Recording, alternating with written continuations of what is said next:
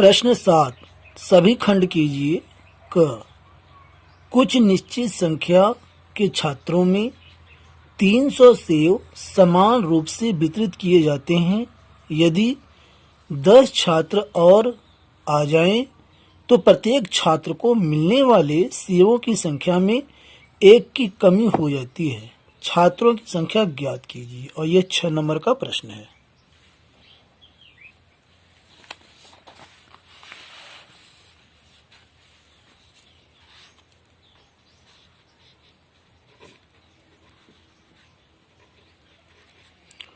तो इसमें हम मान लेंगे माना छात्रों की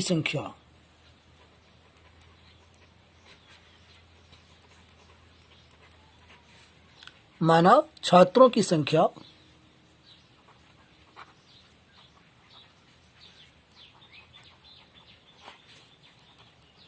बराबर x तथा प्रत्येक छात्र को मिले सीओ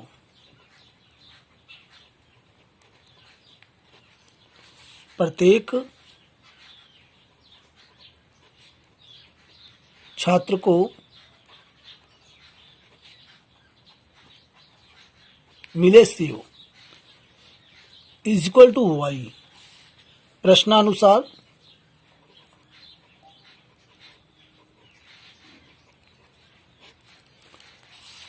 यहां पर प्रश्न में कहा है कुछ निश्चित संख्या के छात्रों में 300 सेव समान रूप से वितरित किए जाते हैं। कितने सेव हैं? 300। 300 बटे x यानी कि 300 सेव हैं और छात्रों की संख्या हमने x माना है। तो जब हम छात्रों की संख्या से भाग कर देंगे तो हमें पता लग जाएगा कि एक छात्र को कितने सेव मिले हैं। यानी कि एक छात्र को यहाँ पर हमने माना है y सेव मिले हैं। तो इज इक्वल टू यहाँ पर हो जाएगा y। और ये हमारा हो गया समीकरण नंबर 1। इसी प्रकार दोबारा यहाँ कहा यदि 10 छात्र और आ जाएं तो 300 और ये छात्र हमारे हो जाएंगे x प्लस 10 बराबर। तो प्रत्येक छात्र को मिलने वाले सेवों की संख्या में एक की कमी हो जाती है। यानी कि इतने सेव एक छात्र को मिल रहा है तो इसमें एक की कमी हो जाएगी। अगले स्टेप में एक का हम पक्षांतर कर देंगे तो ये 300 बटे में x प्लस 10 और ये प्लस 1 बराबर y। ये हमारा हो गया समीकरण नंबर 2। अब यहाँ पर हम देख रहे हैं समीकरण 1 और 2 से कि यहाँ पर राइट हैंड साइड y और y बराबर है तो लेफ्ट हैंड साइड भी बराबर होगा। तो यहाँ पर हम लिख सकते हैं समीकरण 1 और 2 से समीकरण 1 और 2 से 300 बटे x बराबर 300 बटे x प्लस 10 और प्लस 1।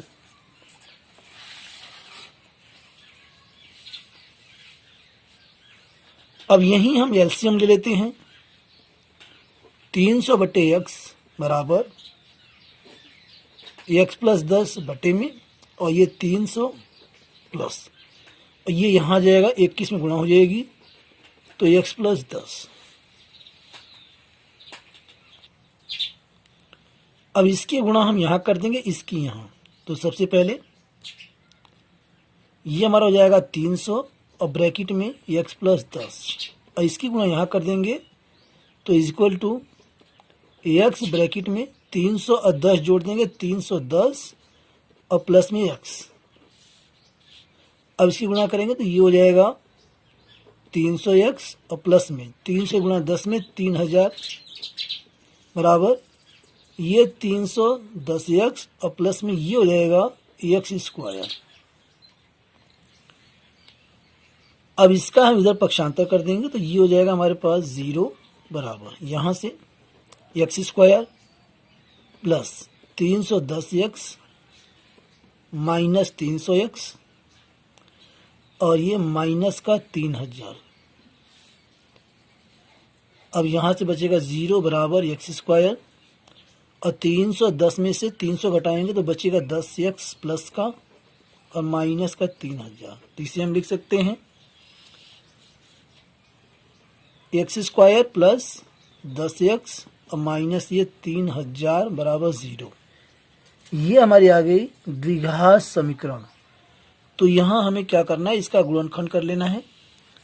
तो मध्य पद को हम दो भागों में तोड़ेंगे। तो यहाँ पर हमारे पास आ जाएगा 50 गुणा 60, ये हमारे पास हो जाएगा 3000 और 60 में से 50 घटा देंगे आ जाएगा 10। तो यहाँ हम लिख सकते हैं एक्स स्क्वायर प्लस में 60x माइनस में 50x और माइनस का 3000 बराबर 0। अब इसमें हम कॉमन लेंगे। तो यहाँ कॉमन लेंगे तो x कॉमन ले लेंगे, ये बचेगा x प्लस में ये 60 बचा, x बाहर है, माइनस का 50 कॉमन लेंगे तो x और प्लस में 50 से भाग देंगे तो यहाँ आ जाएगा 60 बराबर 0। तो ये हमारा हो गया x प्लस 60 एक ब्रैकेट में और दूसरे में x माइनस 50 बराबर 0।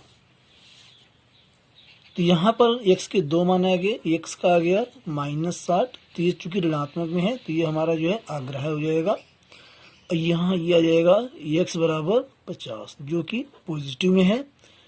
तो यहाँ पर जो छात्रों की संख्या है वह है 50। तो हम लिख सकते हैं अतः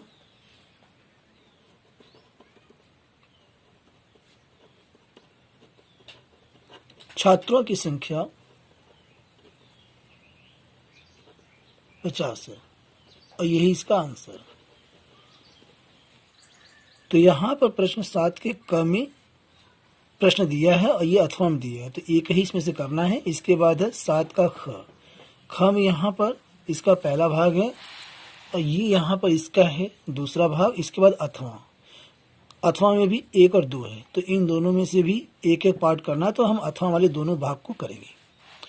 तो यहाँ पर प्रश्न है पहला, एक समबाहु त्रिभुज में सिद्ध कीजिए कि एक भुजा के वर्ग की 3 गुना इसके किसी एक ऊंचाई के वर्ग के 4 गुने के बराबर होता है। और ये 3 नंबर का प्रश्न है, 3 नंबर का प्रश्न दिया है 2 भाग में, ठीक है।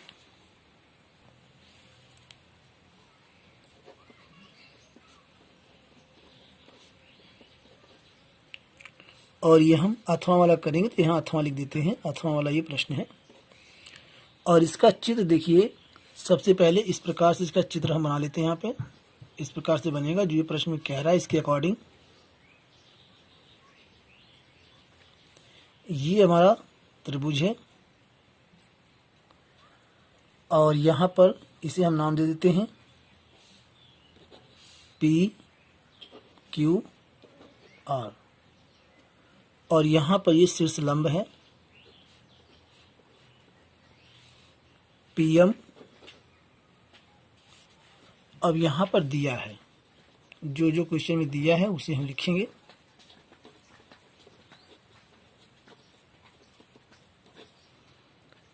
एक समबाहु त्रिभुज PQR है,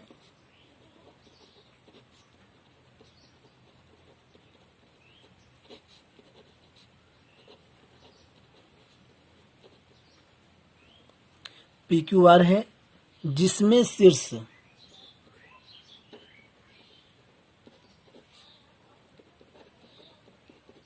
शीर्ष P ये है, जिसमें शीर्ष P से QR पर लंब PM डाला गया है।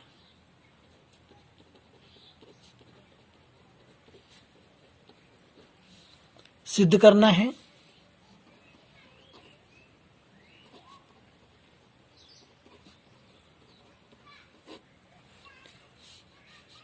तीन गुणा त्रिभुज की कोई सी एक भुजा, और ये समबाहु त्रिभुज है तो तीनों भुजा इसका बराबर है, तो कोई भुजा हम ले लेंगे PQ का स्क्वायर, भुजा के स्क्वायर का 3 गुना बराबर है 4 गुना शीर्ष लंब के PM का स्क्वायर। ये हमें सिद्ध करना है। उपपत्ति अब इसकी उत्पत्ति कर देंगे। तो यहाँ पर दो त्रिभुज हमारे पास है, एक हमारे पास ये है और दूसरा हमारे पास ये है। तो हम यहाँ पर लिखेंगे त्रिभुज P Q M, P Q M तथा त्रिभुज पी आर एम,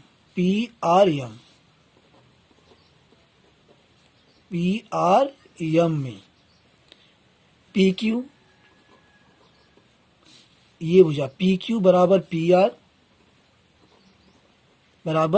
आर और बराबर ये क्यू आर, तीनों भुजाएं बराबर हैं। और क्यों है? चूंकि समबाहु त्रिभुज की प्रत्येक भुजा समबाहु त्रिभुज की प्रत्येक भुजा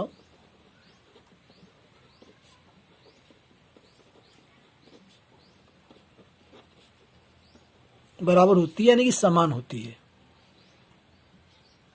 अब कोण Q बराबर कोण R, यानी कि ये वाला कोण और ये वाला कोण, ये दोनों कोण बराबर हैं। क्यों बराबर हैं? चूंकि प्रत्येक कोण, समबाहु त्रिभुज का प्रत्येक कोण 60 डिग्री का होता है, इसलिए ये दोनों कोण बराबर हैं।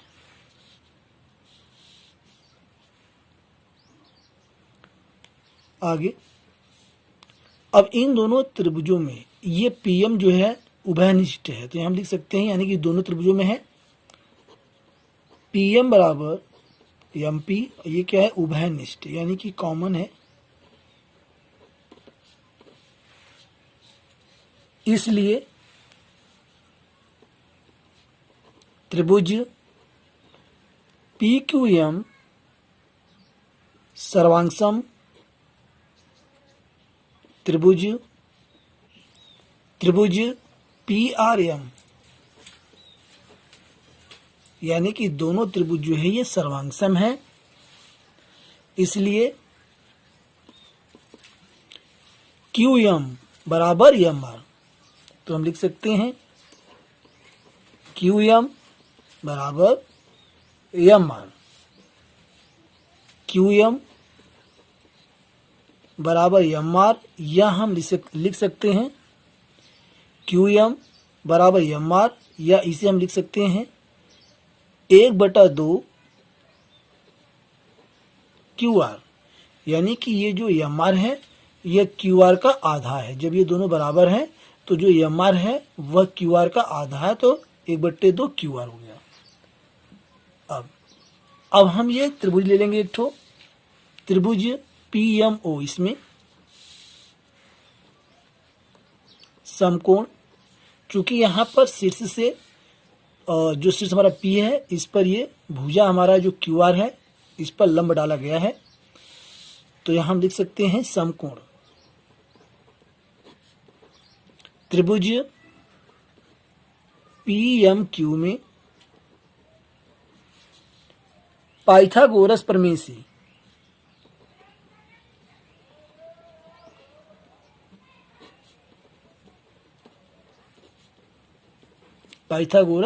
से कर्ण का स्क्वायर इसमें होता है बराबर लंब का स्क्वायर प्लस आधार का स्क्वायर। तो कर्ण हमारा है ये PQ, और यहाँ पर ये हमारा 90 डिग्री कोण है, और इसमें आधार हमारा है QM और लंब हमारा है PM। तो यहाँ पर हम करेंगे कर्ण का स्क्वायर, PO का स्क्वायर बराबर लंब का स्क्वायर PM का स्क्वायर और प्लस में आधार QM या MQ का स्क्वायर, PM का स्क्वायर और प्लस में QM को हम लिख सकते हैं 1/2 QR। जो ये QM है ये QR का आधा है, तो हम लिख सकते हैं यहाँ पर 1/2 QR का ये स्क्वायर। पी एम का स्क्वायर प्लस में 1/4 और ये क्यू आर का स्क्वायर। अगले स्टेप में पी क्यू का स्क्वायर बराबर पी एम का स्क्वायर और प्लस में 1/4 और यहाँ क्यू आर के स्थान पर हम लिख सकते हैं पी क्यू, चूँकि पी क्यू बराबर क्यू आर है। और ये यहाँ पर पहले ही हमने क्लियर कर दिया है कि ये पी क्यू, ये क्यू आर और ये पी आर, ये तीनों सब बराबर हैं, समबाहु त्रिभुज की भुजाएं हैं, इसलिए हम क्यू आर के स्थान पर पी क्यू रख सकते हैं। अगले स्टेप में पी क्यू का स्क्वायर और यहाँ 1/4 ये यहाँ पर है पी क्यू का स्क्वायर, इसे हम पक्षांतर कर देंगे तो -1/4 पी क्यू, यहाँ स्क्वायर है पी क्यू का स्क्वायर बराबर ये हमारे पास आ गया पी एम का स्क्वायर। अब यहाँ एलसीएम ले लेंगे तो ये 4 P Q square minus 1 P Q square बटे में 4 बराबर यहाँ पर पी एम का स्क्वायर। अब 4 पी क्यू में से 1 पी क्यू घटाएंगे तो यहाँ बचेगा 3 पी क्यू स्क्वायर बटे 4 बराबर पी एम का स्क्वायर। 4 की त्रिय गुणा कर देंगे तो 3 पी क्यू स्क्वायर बराबर 4 पी एम स्क्वायर, ये आ गया और यही हमें सिद्ध करना था, तो ये हमारा हो गया प्रूव्ड।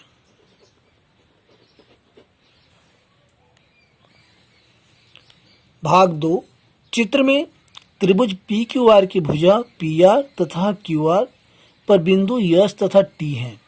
यदि कोण P बराबर कोण RTS तो सिद्ध कीजिए कि त्रिभुज RPQ समरूप त्रिभुज RTS। यानी हमें ये बताना है कि ये हमारा जो त्रिभुज है ये बड़ा वाला ये छोटे वाले त्रिभुज के समरूप है, यही हमें बताना है।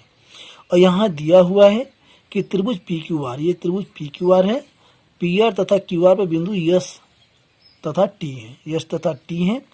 यदि कोण P कोण RTS के बराबर है तो कोण P ये कोण RTS के बराबर है, तो हमें सिद्ध करना है कि त्रिभुज RPQ यानी कि ये बड़ा वाला समरूप है त्रिभुज RTS के छोटे वाले के।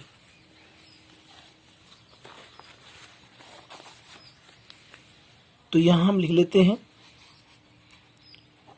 क्वेश्चन 7 ख और यहां सेकेंड इसका दिया है त्रिभुज PQR की भुजा,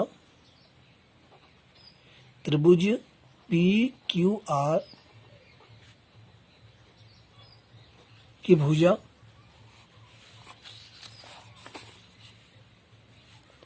PR तथा QR पर बिंदु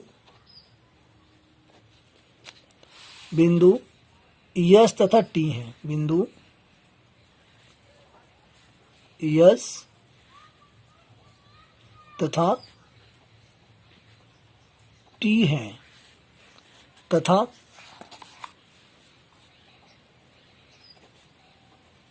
कोण P बराबर कोण RTS के, ये भी हमें दिया हुआ है, सिद्ध करना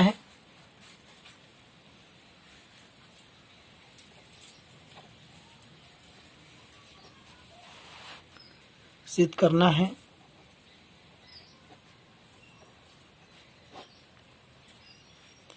ये त्रिभुज RPQ समरूप है त्रिभुज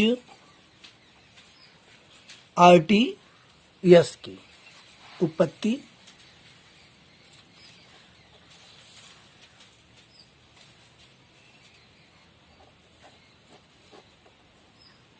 उत्पत्ति में त्रिभुज RPQ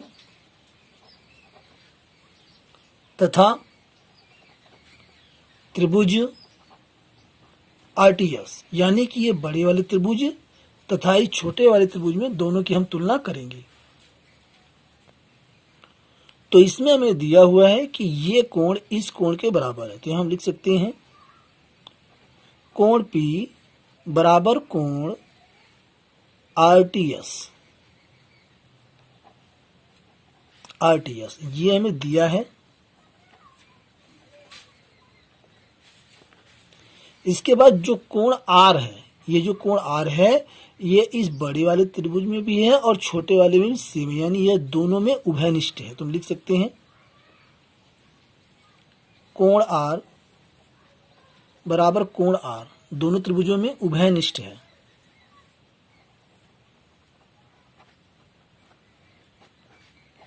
उभयनिष्ठ है इसलिए त्रिभुज RPQ समरूप है त्रिभुज RTS के, क्योंकि रीजन यहां पर एंगल समरूपता कसौटी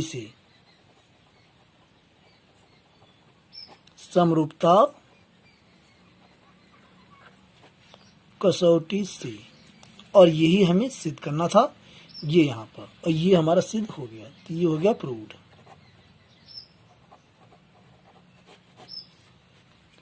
वीडियो आपको कैसी लगी कमेंट करके अवश्य बताएं। वीडियो के पसंद आने पर वीडियो को लाइक शेयर अवश्य करें और चैनल को सब्सक्राइब करें। Thanks for watching.